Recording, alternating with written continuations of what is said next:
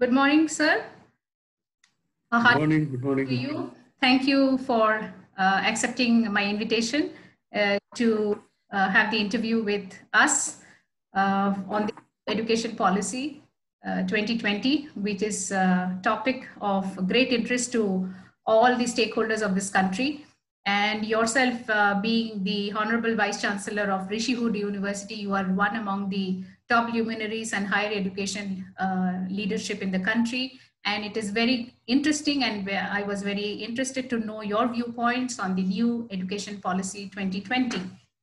Welcome, sir, to Dayanand Sagar University Research Cell, the initiative that we are taking to understand how this education policy is really going to pan out for the entire country. Welcome, sir. Thank you, Anupama. Thank you so much. Thank you for having me. All right, sir. So I want to really understand from you something which is on everybody's mind today is the fact that the new education policy, as it happens to have come out and created so much of good vibes in the sector. I think this is one of your first video interviews about the policy. You have written yes. And you are considered to be one of the great leaders of our education sector. So wanted to hear from you, what do you think are the salient points, the brief things, if anybody wanted to really know about it, apart from knowing that there is a policy which is out there? I think, one of the things that we can certainly say about this policy is that this is sort of a 21st century model for education. Which this policy has brought out. I think for the first time, what we are seeing is a structural reform. So far, all educational policies were basically tinkering with the existing system. What this policy has done is, for the first time, it reorganizes the whole educational system from pre-school to universities, which has never been done. I think it's fair for us to say that this policy also deviates from the British system of education, which we continued to follow after independence. And that's an interesting way to look at it, is because when the British set up the universities in India, they had a very clear objective why they wanted universities. They wanted to train clerks and babus and managers to basically run the British Raj in India. So, for the first time, we have decided that let's go back to our roots and let's find strength and power from within our own heritage. So if you look at the policy, the way it has been structured, the things that they are talking about, from holistic education to experiential education to multidisciplinary approach to education, identifying each student as an individual and a unique person, I think it's all coming from the Gurukul system. People don't want to say openly, like I'm saying, that it is coming from the Gurukul system, but that's where it is coming. Gurukul system was based on a multidisciplinary approach to education. Students studied logic, they studied philosophy, they studied religion, they studied defense studies, science, astronomy, everything. Every student studied. In fact, there were you could not choose that you are going into arts, commerce, or science.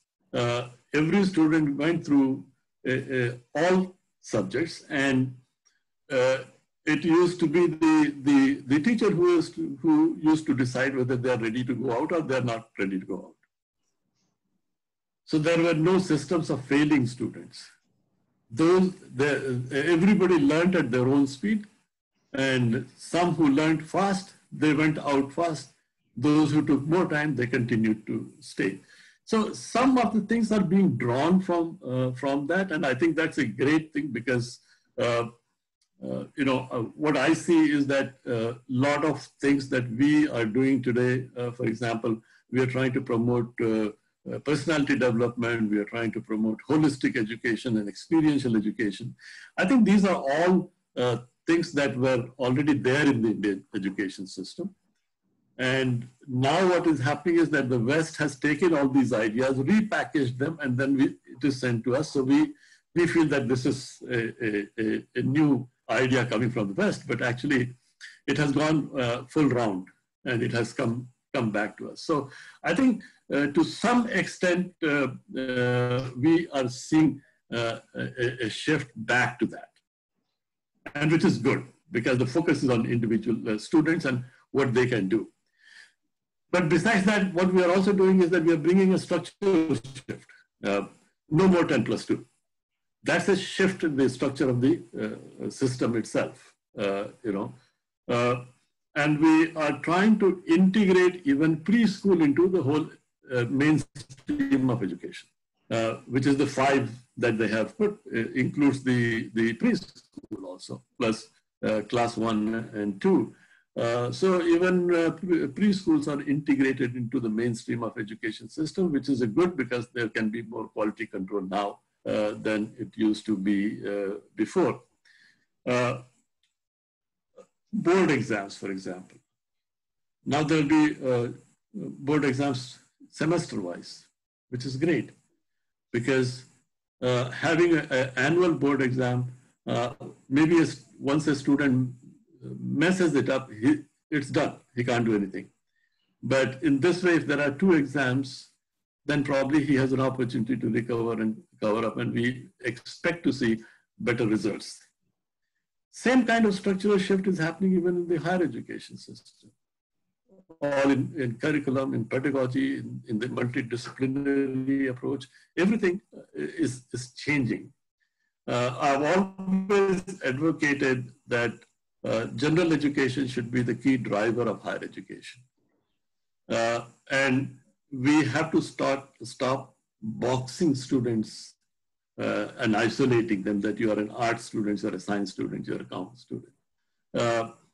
I think what we are going to see from this policy is that students need to do language courses, they need to do mathematics, they need to do some science courses, and arts, music, everything will become part of the education system, plus they can continue to focus on their major area of study. So if somebody wants to study business management, they still need to do a lot of work in that area.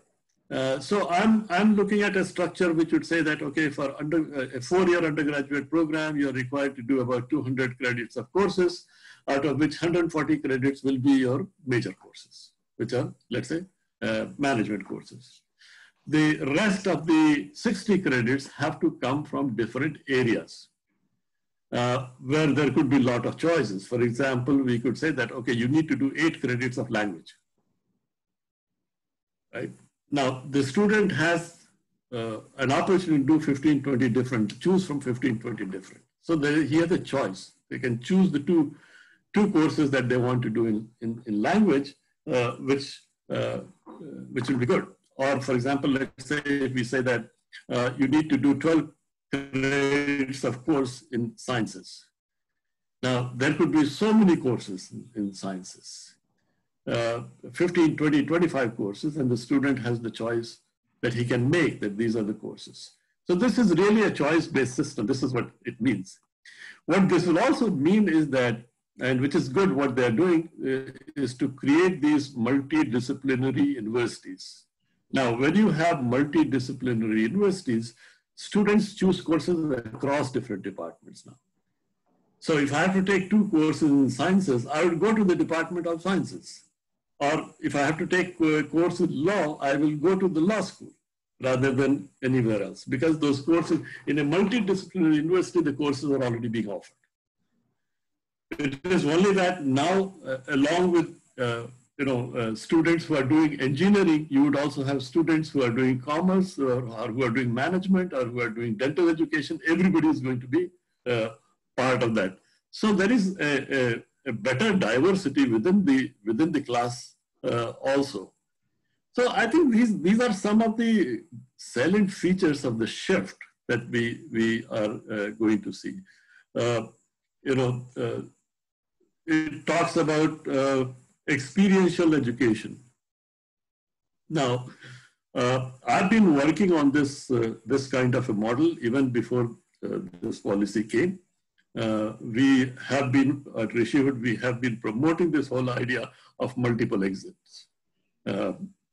And I've been doing this for the last 10, 12 years before the policy was thought about. That after 1 year you give a certificate, after 2 years you give a diploma, and after 3 years you get a certificate, a degree. And the student has the right to exit and enter where they finished.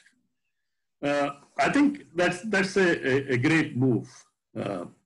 I'm saying this, and I'm very clear. I'm saying this because this is what I've been trying to do, and finally it is here. So I'm really, really pleased that it's there. I have pushed the idea for the last 15 years, even to question the concept of examinations.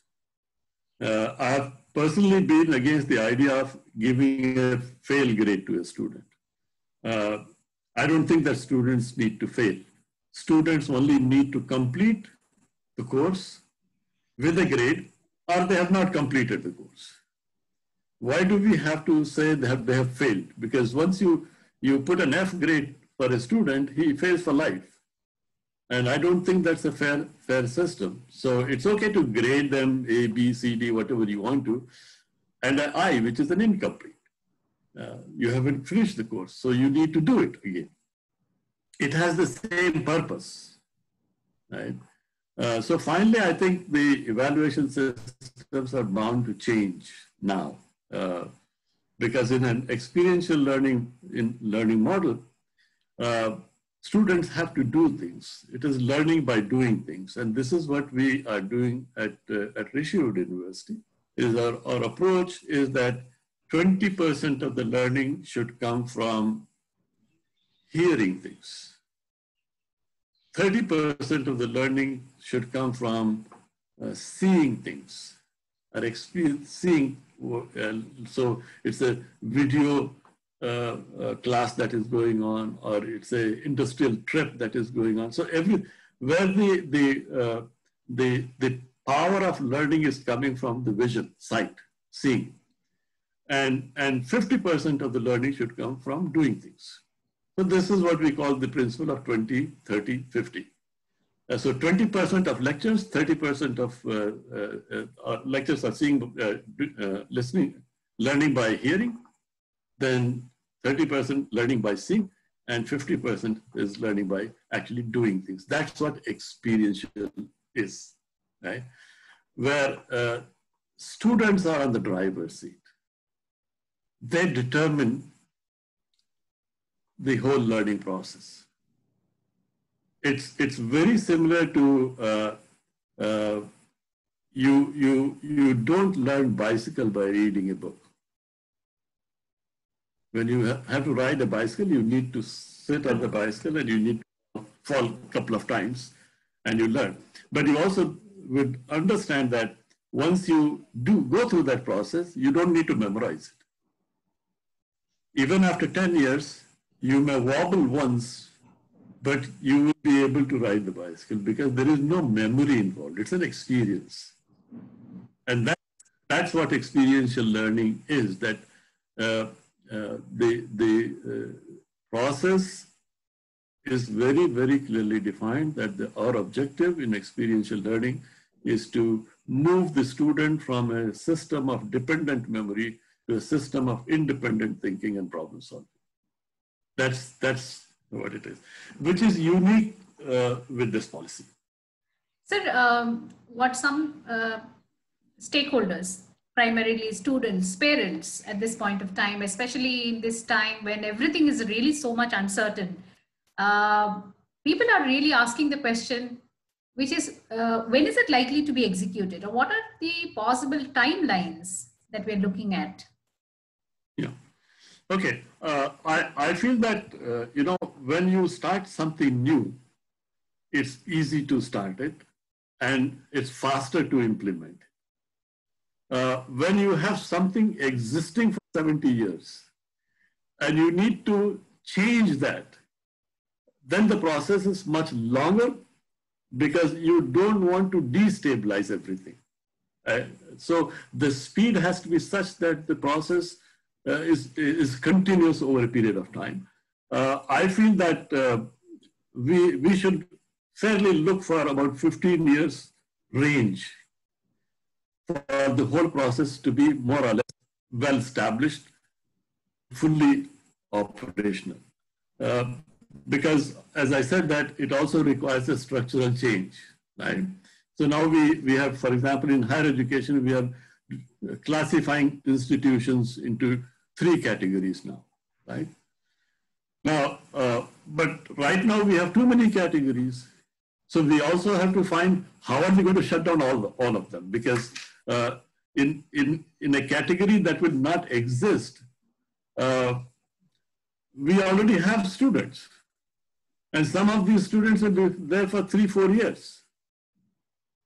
You know, so we need to be very careful that we allow those students to graduate or pass through this process and then start shutting them down. For example, if you look at B.Ed colleges, standalone, autonomous, single discipline colleges.